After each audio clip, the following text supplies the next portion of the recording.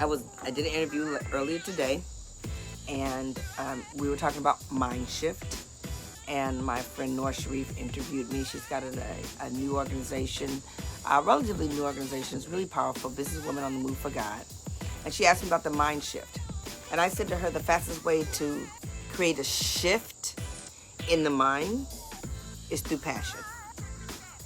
And that most people need to hear it over and over again. And that's why I'm asking you right now to be bold, because in order to live in your passion, you have to be courageous, and you have to be unapologetically powerful in what it is that you want to create.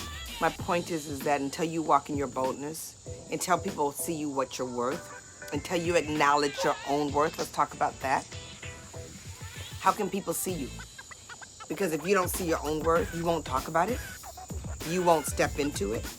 You won't create a flavor for it. What's the flavor of your beat? What's the flavor of your gift? What's the flavor of who you be?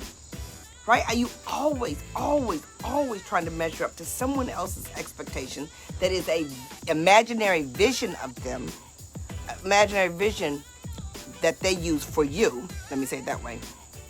What is it you think you should do? Like, for real. Like, yes, creating your masterpiece moment. You're the masterpiece. God made you as a masterpiece. What are you going to do with it? I have a big award coming up next week where I'm going to acknowledge people. And I'm going to be very intentional on those I acknowledge. And let me say this to you. Don't allow people to acknowledge the little things that you do. And don't be afraid to acknowledge yourself.